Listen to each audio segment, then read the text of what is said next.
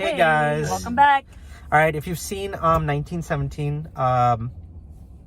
this is a spoiler review. So don't watch this. Go watch our other video, the non-spoiler review. This is gonna spoil the entire movie.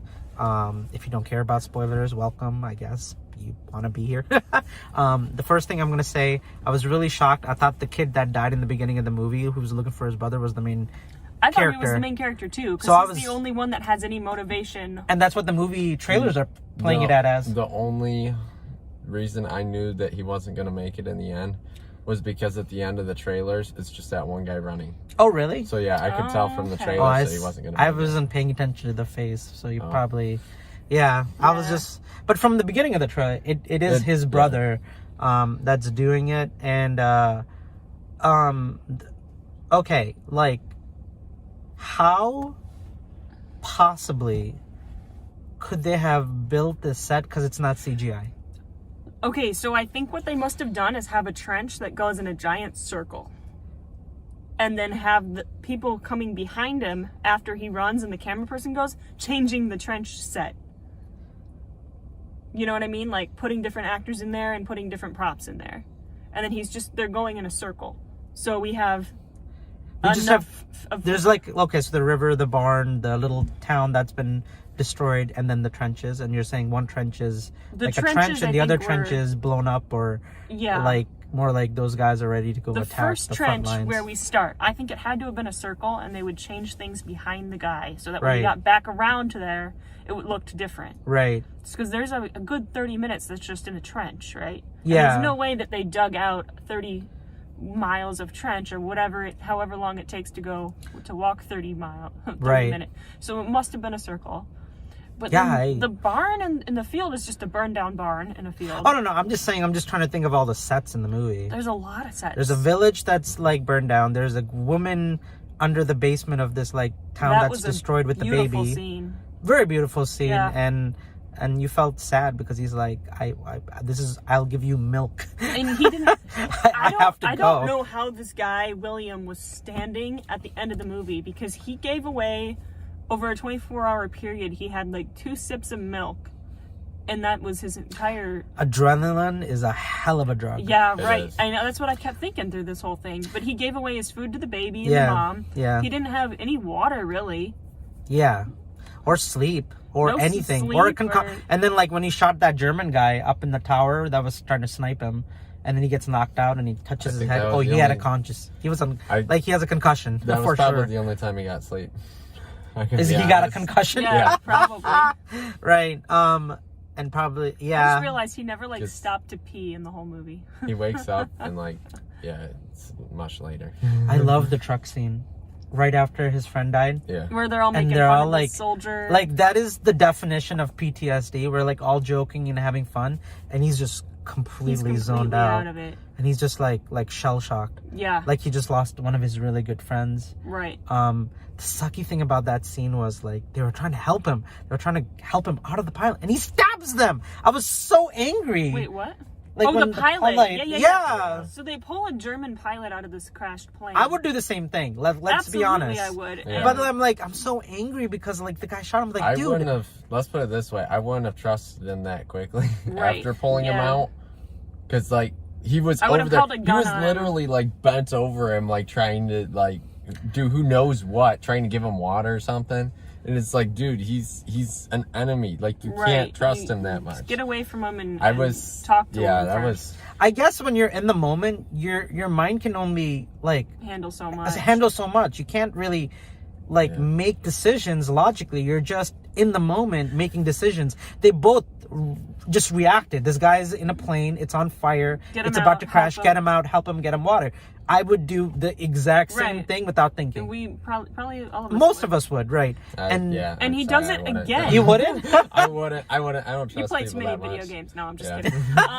No, I know. There's a risk. I'm not an idiot, but if the guy's humanity on fire, is gonna kick you in. don't think he can hurt you. Let's put it this way: if I was here's the thing, he would have had a chance to stab me if I was in the act of pulling him out of the plane and he knifed me then. But at that point, yeah, no. Well, you got to see it from the Germans' point of view. He just got shot by Americans, and there's a bunch of Americans pulling him out of, or the British or whatever, bunch of British, and the British are the one pulling him out. So he's probably like, oh man, they're gonna torture me because they don't speak German and they don't speak English. So he's probably they didn't thinking. know he said get him water. He probably just was like, they're gonna torture me and like kill me or something. So I'm gonna strike first, which really sucks because it does. You know, like if he had understood them, he would have realized they were just getting him water and trying to help him, but he didn't know. What about that scene where he choked the other guy? I mean, yeah. What else are you gonna do? He does it again later in the movie. He didn't learn his lesson. Of course not, because he's a good person. He's a good person, but he there's a really young German soldier, and he covers his mouth up and just tries to get him to shut up, and he would have probably just left him alone. If you hadn't, hey, come here, help me. There's a British here or whatever. And then he's like, I have to choke you to death now, right? When he calls, the German soldier calls over to his buddy who's completely stumbling, wasted, drunk, and they show him throwing up. And I don't know if he was blind. He must not have been blind. No, he was drunk. But he was stumbling really drunk. He didn't even see that his friend was getting choked. He didn't see that his friend was getting choked. Right. And the other guy just kind of just pushed him out of the way and ran because he was drunk. Like, he's not going to be able to do... Even if he tried to shoot him or catch him, he's not going to because he's drunk. I think he did try to shoot him and it was way off. He shot him, but he shot to the left. 3 feet off. Yeah. I was like, oh yeah, you're hammered, buddy. But then, for him, it was like, cool, I can just escape. That night scene is my favorite scene in the entire movie. That was really great, yeah. Just the music and... What is that? Was it a flare? Yeah, that was hitting the shadows? Yep. Yeah, they had... Oh, God almighty. Beautiful. Absolutely. I would never have thought a war movie could be this beautiful. They have the flares are coming up, and there's all these crushed down abandoned buildings, and you're seeing the lights and the shadows, and it almost looks like fireworks, but you know that it's not gonna hit him and it's gonna kill him if he doesn't outrun it. And the character arc in this movie is really cool too, because at the very beginning, Will doesn't care, and he's just like, let's wait another night, let's just do it when it's more convenient. And what was the brother's name? I forgot. I couldn't remember. Whatever. I remember Will because he just kept saying, "Oh, my name's Will," short for you can just call me Will throughout the movie. So the other guy is like, we gotta go save my brother. We gotta do this. We gotta do that. And Will is not interested. And then as the movie progresses, it becomes his sole mission in life to save this guy's. He's like, brother. I'm getting to his. It's a lot like Saving Private Ryan in that sense. Tom Hanks in Saving Private Ryan trying to get to the Ryan brothers or whatever. Makes sense. I mean, I think if I had a friend with me who I made in war and then he died and he was just in his dying, I was like, give this to my mom and my brother.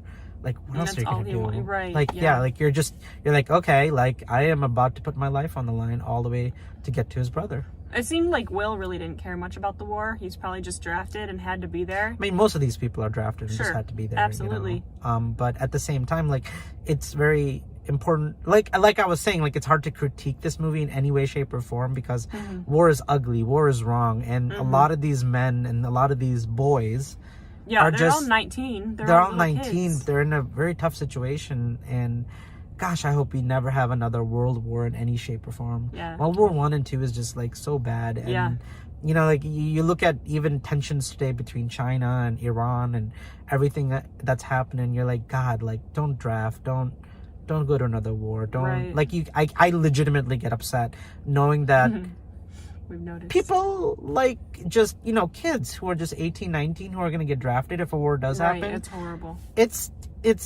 you have to find a peaceful way to do things. It's so ugly and disgusting. So I think you texted me saying we're hoping that it's not going to be a ground war or it's just going to pass over. But lots of other countries actually that's part of their whole thing of is that they actually you start out in the military.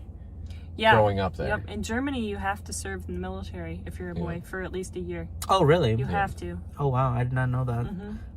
That's very interesting. I just think that this movie does and with the tensions of the world right now and what's going on, this movie is so important to see hey, we don't want a war.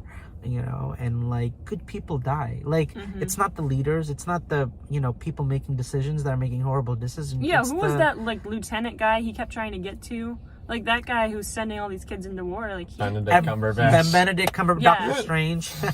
Cucumber Benadryl. Everything that guy said at the end of the movie makes complete sense. He's like, okay, fine. The orders are that I don't send my men out today, but what about the orders tomorrow? Right? Yeah. And he's like, I mean, like, I would say the same freaking thing if I just kept getting different orders. You're seeing a different side of that whole thing. You're thinking, oh, if he just gets there and delivers this paper, it's all gonna be okay. And then like Benedict Cumberbatch, it's just like, it's good right now. Little battle that he won. Yeah, that's it. But he's about to send those men to go out to die tomorrow or next week or whatever. And not to mention he already sent his first wave. Exactly. Which basically second base was in the way. Yeah, second wave was in the way. Essentially, he just lost half his forces for no reason. Right. So. It's just, oh gosh. And yeah, no, everything you said is dead. And like you feel so much because you see these boys. Like I can't stop thinking how much like I was invested in these two characters. I almost cried a couple times. Oh yeah, like I was tearing up. Yeah. Like when he had to like leave the lady and her son, and when he just stayed with his friend as he was dying slowly. He's like, am I gonna die? And he just pauses and doesn't say anything for like I think a good like 15-30 seconds, and he says yes. You know, and just it's traumatic, but it's also like you need to see something like that to realize how ugly war is, how important. And kudos to Sam Mendes and like writing this movie and directing this movie and putting so much of his like it's a love letter to his grandfather and to like all those soldiers who have ever fought in World War I and II. Like it literally feels like a very like, you know, like a very thank a soldier whenever you meet a soldier, even if you don't agree with what they do, thank them for their service, because a lot of them have to do it because they were drafted. A lot of them didn't even want to be there, and a lot of them saved a lot of lives. And a lot of them did sign up also during World War I or II because they saw the evils, and you know, I mean, it's just they wanted to punch a Nazi. Yeah, like if somebody, you know, like you watch Hong Kong right now and what they're going through, you're like, God, I wish I could just. There's a part of you that just like wishes you could do something, you know, or like, you know, it's just the world is so nasty, and you want good to over trump evil every day, all day. Like you don't want evil to win. You don't want people to get killed. You don't want people to lose their homes and become refugees and lose their family members, and soldiers who are trying to do the right thing to the best of their ability dying. You don't want them to lose arms and not come home to their parents and to their wives and kids and all kinds of stuff, you know. And I think this is the first movie I saw where I was like, yeah, this is the reality probably for every situation that anybody ever had to watch, like their kids, their boys go off to war during Vietnam, during World War and things like that. And so I think, like, you know, what this movie shows is the importance of not forgetting history and how bad war is. I think kids today should watch this movie. I think families need to watch this movie. I think Trump and the presidency and everybody in the government needs to watch this movie. Why we should not ever have a war. We should find a solution. I mean, obviously, like, you can't do anything about Hitler and people like that, and you have to fight. But if there is a peaceful solution to anything, if there's a peaceful solution, you should always take that. Yeah, exactly. Absolutely. And everyone agrees on that. Yeah, and I think get in the frame. Oh, am I cutting? Oh no, I'm doing the George thing. I know. Hey guys, I just saw the movie. But yeah, God, I wish we could have seen this before my top 10 list. Right now, that's all I'm thinking about. Yeah, same. Because this would have. Well, you saw it in 2020. It can go on the top of your 2020 yeah, list. That's true. I'm putting Little Woman on my 2020 list because I didn't see it till this both year. This and Little. Oh well, if I did see Little Woman in 2019. So speaking of which, now I need to go watch Little Women again as a palate cleanser. Because this movie was like traumatizing. See, that's the weird thing. I didn't feel traumatized by it. No, it was sad though. It was definitely not a Saving happy Private movie. Ryan though. Traumatized. That one, yeah. If you guys haven't seen Saving Private Ryan or Schindler's List, but I think both movies are so important. That one's. I don't know if I can even handle that one. That's. To be fair, both of the movies are like as worse or bad as this movie, so you can handle it. No, I can, but though it is Saving an emotional. Private Ryan is beyond this. In so it's many true. ways. Well, D-Day was no joke. D-Day was... No, it wasn't. You know. It was crazy. But the movie does... It's not heavy like that. It's just the first 20 minutes just feel like so... insane, but the rest of the movie, even though it has intense parts, just not as intense as the first 20 minutes, in my opinion. This was like the gore in this was still pretty high. It was still quite toned down though from Saving Private Ryan. Yeah, that's true. Like literally in Saving. There were dead bodies everywhere in this movie. In Saving Private Ryan, but they never focus. They actually like. There's literally a scene with a guy he's walking around holding his arm that's detached from him. Like, I do remember that. To do with it. Or the part where the guy he gets shot and the bullet ricochets off his helmet. And he's like, "Oh, thank God!" And he takes it off, and another bullet kills him. That's an insane scene. That is. Once again, why Saving Private Ryan is or like when the boat comes and all the soldiers get off the boat and the ramp goes down and they all die before they even hit the sand. Yeah. Like they're like, they're just gone. Like no fighting, nothing. They're just dead because like those trenches of Germany soldiers were like insane, like packed with artillery, and like the goal was everybody knew the first wave was gonna die, and if you were in the first wave, you knew you were gonna die. Yeah. And so you're just hoping that you can pile enough bodies to get to the artilleries of the German soldiers to start killing them at the top of the hill, where they have to get to. That's why D-Day is insane, because they're all like, okay, 90% of us are for sure dead, but if we don't win this, Germany, I guess, wins. That's how big of a deal it was, and they all had to just keep fighting and keep moving forward. I can't imagine being in that situation. That'd be I mean, I don't think any of us could, really. I mean, just the idea of like what war does to people is just insanity, and this movie is just a great reminder that, oh my God, that scene where they're singing and he's slowly coming out of the river. That was absolutely beautiful. That was like, is he just dreaming? It felt a little bit like it. Did he knock his head a little too hard? You remember the end of the book, The Giver, where he finally finds freedom and he's walking towards... I've never read that. I don't even know what that is. So people that back at home that are watching this, if you read the end of the book, The Giver, the very end of the book, he finally finds freedom and he's walking towards... he's in the woods and he's walking and he hears singing. And as I'm watching this movie, I was like, man, it's like The Giver. Wow. That's very interesting. But in this one, it's he finds the people and it's his people, and the song was beautiful. Yeah. And, it's so funny. They're like, "Oh, you're here, mate. Like, welcome." Wait, you guys aren't supposed to be. It's like, yeah, we're the third wave or whatever they said they were. They weren't the first one. So he's like, "Get me to the general, lieutenant or whatever."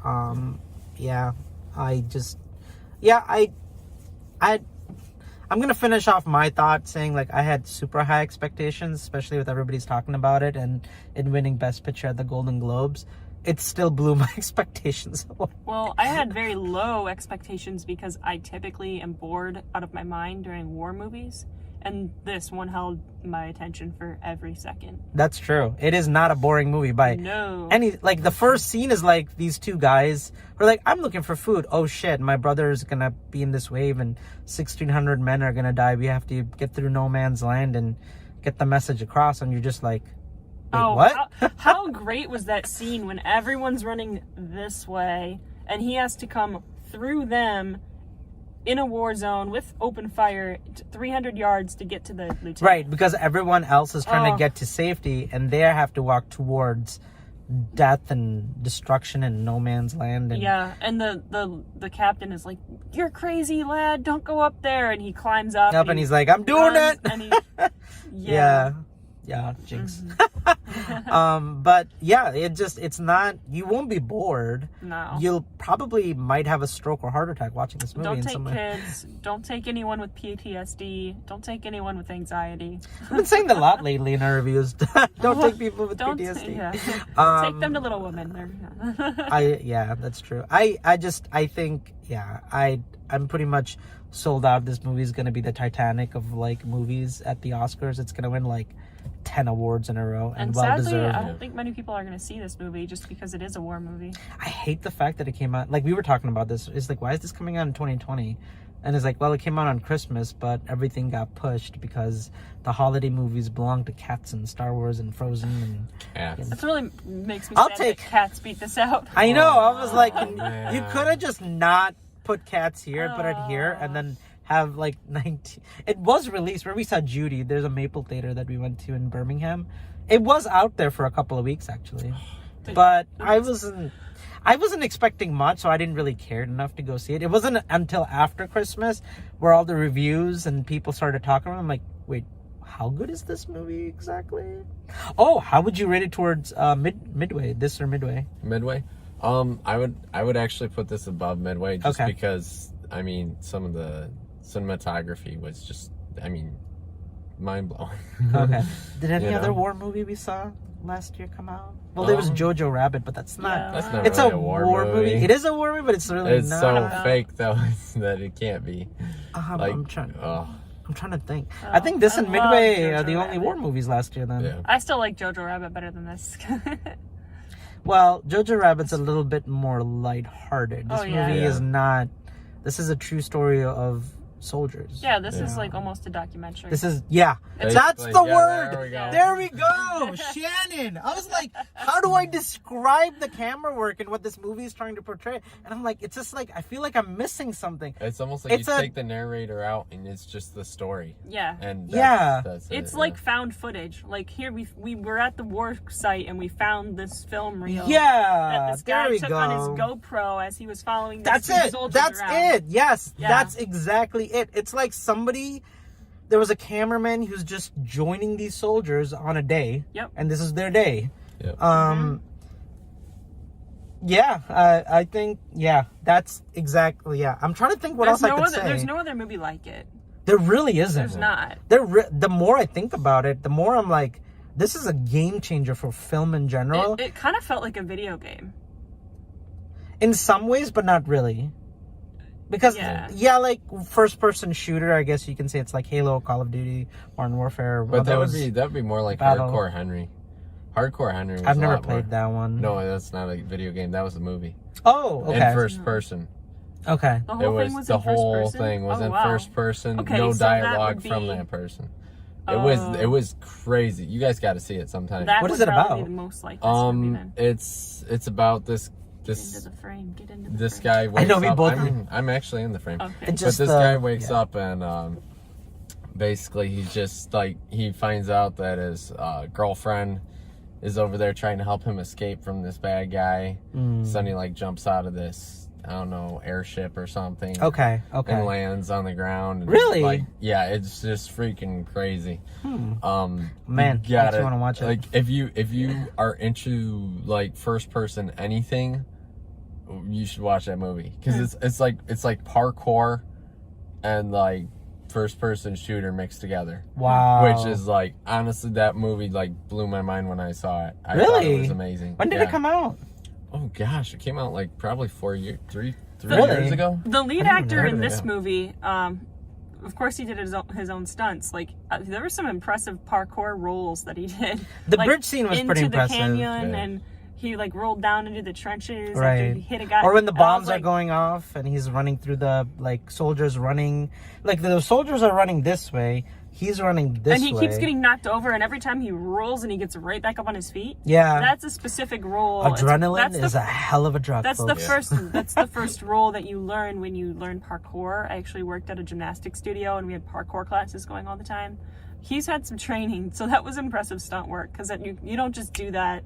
You learn fall and roll and get up, right? No, you learn how to do that. Right. Yeah. You learn how to fall technique. correctly. Yeah. That's very interesting. And I don't think they were teaching that in World War I. I think that was just in the movie. Well, you never know. I mean, some of them, some generals were like, hey, when you fall where you can get up easier. They could have taught that for all we know. Yeah, basic training, who knows? Yeah. Who knows what they had in basic training back then? Yeah, that's true. That's very true. Well, guys, if you've seen the movie, if you checked it out, let us know your thoughts. Do you think it's high praiseworthy as much as we're saying it is, or do you disagree? Do you believe... I really believe this is like film history happening on screen. Yeah. Yep. A few movies come out every decade or so where I'm like, this is going to be important. And watching this movie, I felt this movie was very important, and like to cinema, to Hollywood. Yeah, not just. I think film heads and people that love war movies will love it.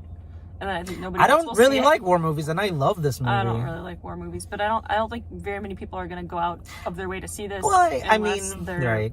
Unless they're a cinephile. Again, like I said, like this should have come out Christmas, but it got pushed because Star Wars and Frozen and all those movies make more money. None of the movies we've watched this year. We need to see people in cat suits. Every time somebody says cats, I'm just like, they didn't put a butthole on those cats. Because Anyways, but I don't know. They did put a second layer of fur underneath. More fur. I haven't seen it. I'm waiting for the DLC correction to come in. Like Sonic, they had the first trailer and then everybody complained. You and guys they need to Sonic. see it before they fix it. It's so much funnier. I don't know if I can handle seeing that movie twice. I'm gonna I'm watching it once. We should go see it. I think it would be good to review it. We have to review it. It's very We popular. should make time. Guys, tell Fahad in the comments that you want to see our Cats review. No, I did say tell I wanted George to see that it. he has to watch Cats. Oh no! Twice, unedited and edited. But can I bring my dog to the movie theater while I watch Cats? Oh. That's the real question. No. Or my kitty. What's the longest park? Tell these two guys in the comments, because I saw Cats and I want to review it. Tell these guys to go see it. You should review it. Why haven't you reviewed it? What am I? You guys got to see it to review it. George did a one-on-one review. I've done a one-on-one review. All right. You should do it in our next full episode, I'll review Cats. Okay, there you go. That works. I might actually see it before Go then because see it. Then we'll have more literally, stuff. there's nothing. I just it's looked too at the funny. schedule. There's literally nothing What coming about out. Dr. Dolittle? When did that come out? Have fun with that looks awful. I love it. It looks terrible. You liked it? You saw it? No, I haven't seen it yet. When did it come The trailer out? was terrible, but it might be a good movie. Or has it come out yet? No, it comes. It Comes out this comes week out or this something. month. I What know else that. is coming up soon? What other reviews do we have coming up soon? Literally nothing I saw even made me remotely interested. What do you guys want to see us review? You got to let us know in the comments section. I think this below. is they say January and February are dump months for movie theaters because it's the coldest time and nobody really goes to the movies. So now till about March, we're pretty on, like, it's not going to be that many great movies. I mean, April and March are stacked with Mulan and the new 007. Oh yeah. And a couple other movies that I saw trailers. So guys, go down The and movie I'm most hyped about this year, though, is still Free Guy.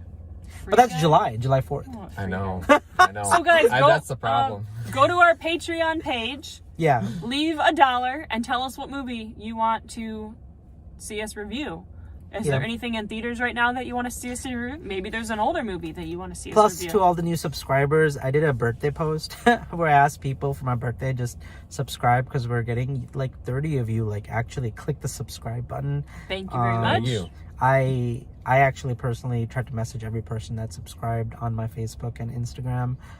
If I didn't get to you and I didn't thank you, please tell me because I really appreciate you guys supporting me and supporting us and the channel. It's like we want to hit 1,000 subscribers. I know it seems like a big number, but it's really not. I think it is doable. I think most people hit about 500 to 1,000, they say, within 2 years, as long as they keep making good content and continue to keep working.